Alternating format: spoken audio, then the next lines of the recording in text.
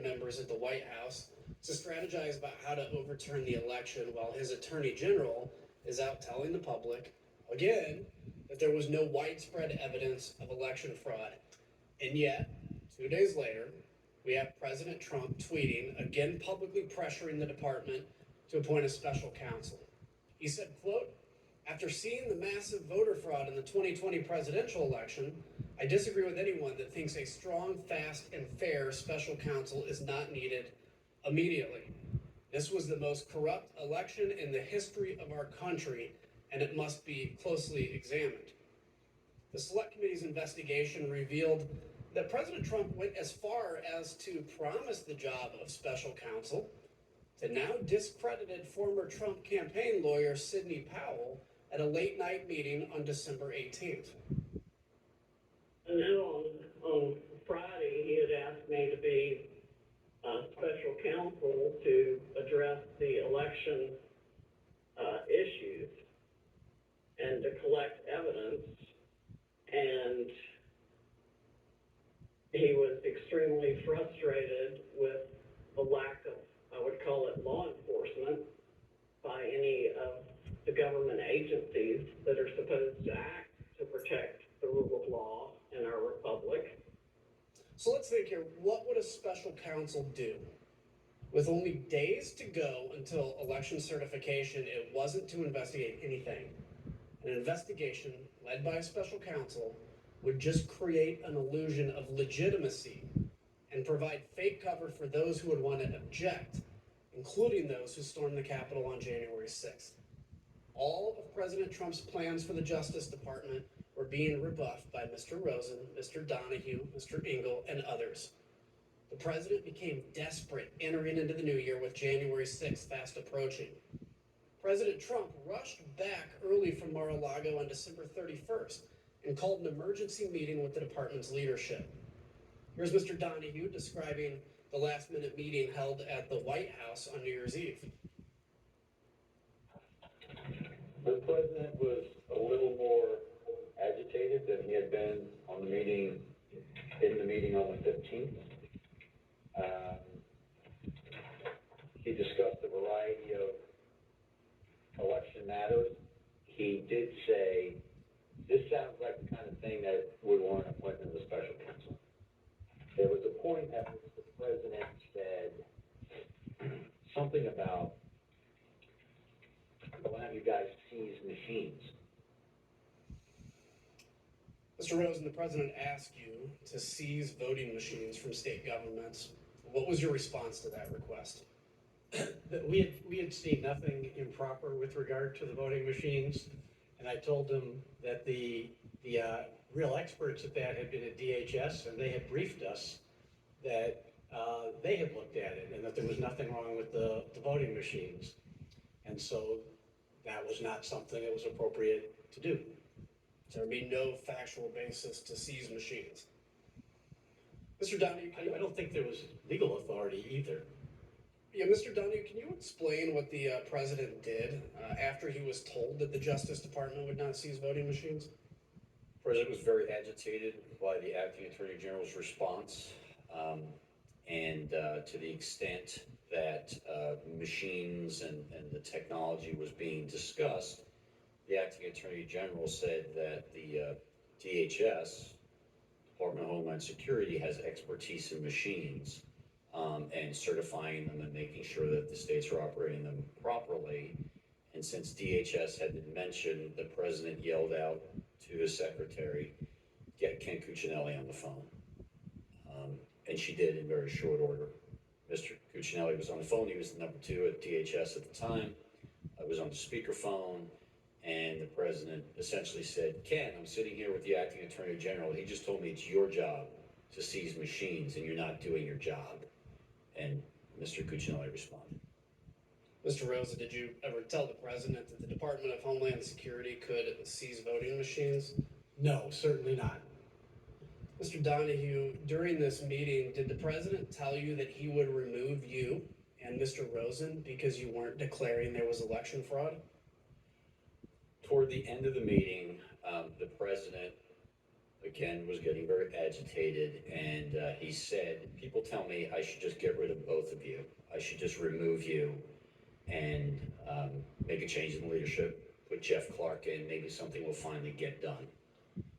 And I responded, as I think I had earlier in the December 27th call, Mr. President, you should have the leadership that you want, but understand, the United States Justice Department functions on facts, evidence, and law, and those are not going to change. So you can have whatever leadership you want, but the department's position is not going to change. The President's White House counsel, Pat Cipollone, was also present. Do you remember what his position was? Pat was very supportive. Pat Cipollone, throughout these conversations, was extremely supportive of the Justice Department. He was consistent.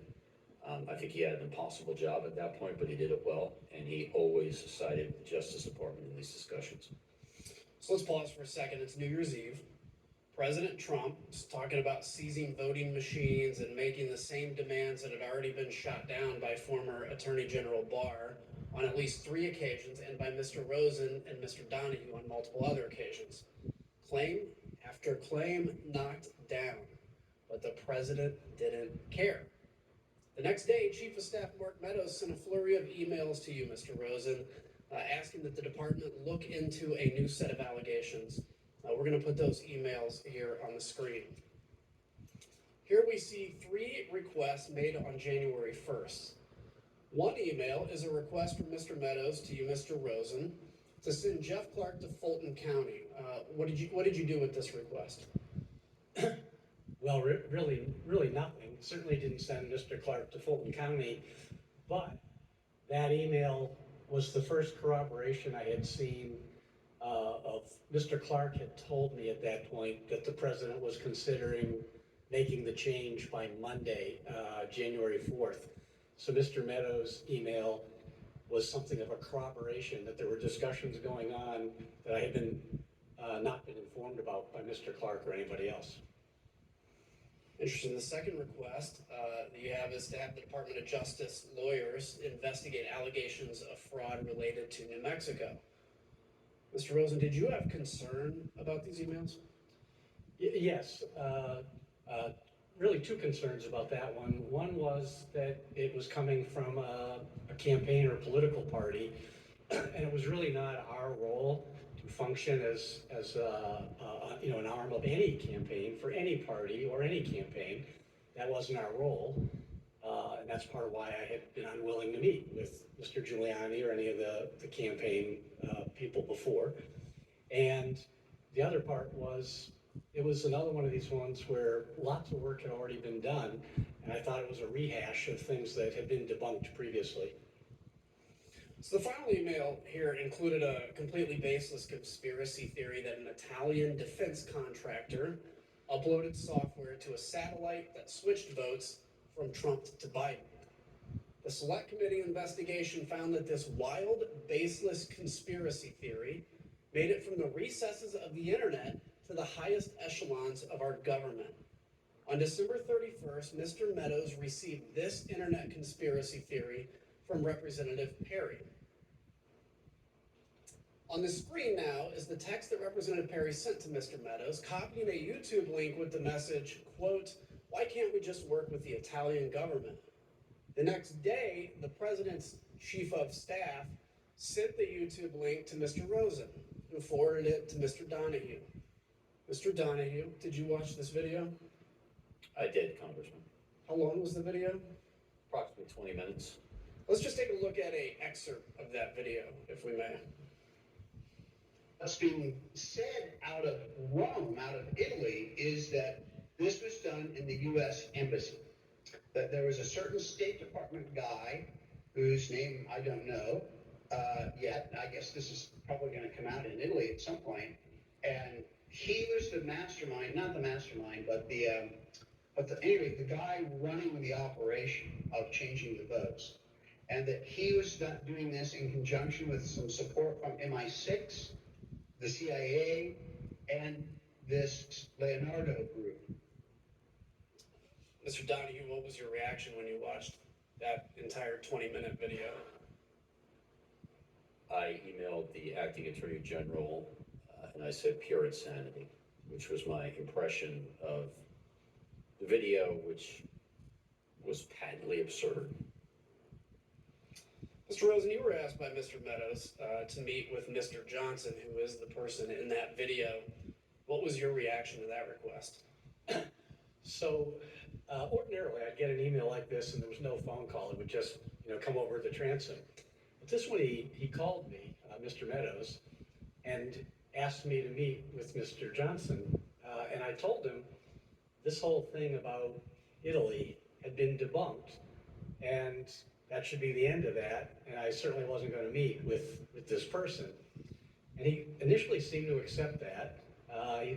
He said, well, why won't you meet with him? I said, because if he has real evidence, which this video doesn't show, he can walk into an FBI field office anywhere in the United States. There's 55 of them. And he said, okay. But then he called me back a few minutes later and complained and said, I didn't tell you, but this fellow Johnson is working with Rudy Giuliani, and Mr. Giuliani is really offended that you think they have to go to an FBI field office. That's insulting. So couldn't you just have the FBI or you meet with these guys? And by then I was somewhat agitated and told him that there was no way on earth that I was going to do that. I wasn't going to meet with Mr. Johnson. I certainly wasn't going to meet with Mr. Giuliani. I'd made that clear repeatedly, and so that's the end of that. Don't raise this with me again. And so, because Mr. Donahue and I had been exchanging our views about this, I think it was 7:13 on a Friday night of New Year's Day. I had run out of patience, and I sent the email that you're talking about, where I made pretty clear that I had no interest in doing anything further with this.